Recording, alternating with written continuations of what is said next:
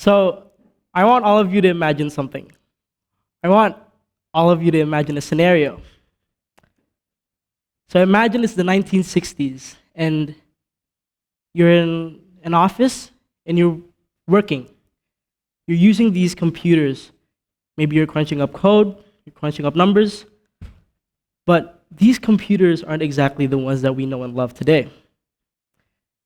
These computers are these humongous machines, no color, and unable to connect with one another.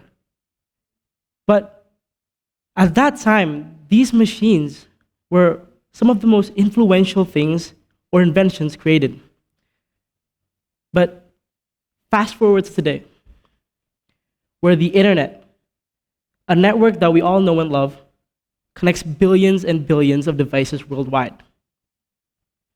Take the phones in your pocket, or maybe the computers in your locker. All of these are connected by the same exact network. But this network that we all know, it didn't even start as it was supposed to be planned. See, the internet, or as it was called, the Arpanet, was supposed to send a single word as a message. And that word was login. Yet, the only letters that made it out were the first two letters, which was an L and an O. An L and an O. That's how the internet started. Not with fireworks or fanfare, but it only started with something as unremarkable as a failure, as a mistake. Now, we can take this idea or this scenario as something that we can grasp in our lives. And we can put this into an idea, which is that not all small things start out big. But most big things always start from something small. And these small things compound and become the big invention that we all know. And we can put this same exact idea in our lives.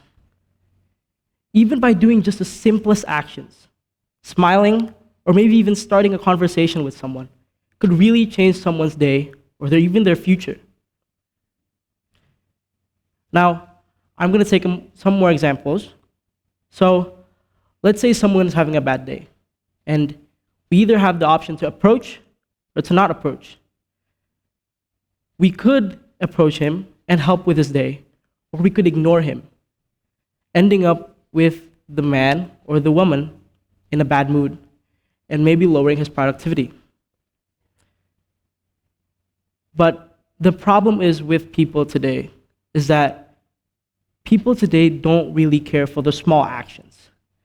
See, most people today earn for, or they target instant gratification, which is a problem that we all see today. See, instant gratification is dangerous because people won't even bother doing the small actions to get the small impact. Yet they want to do bigger actions for a bigger impact. And that's not even how things started. So going back to the internet, see, the internet started out with maybe 2 or more devices. Yet people added smaller contributions. A post here, a message there, a like here, and so on and so forth, and it became the huge giant that we all know today. Now let me leave you with one more thought. See, there's a principle or a law in technology that we call Metcalfe's law. See, this law, it says that every time a network is added a node or a point, this network grows in value exponentially. So in short, adding another point will grow its maybe value or size or both. And we can apply the exact same thing with our actions. See, our small actions don't just fade away, but they start a ripple.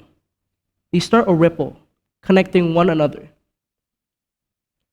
So what small action will you do today that will change tomorrow?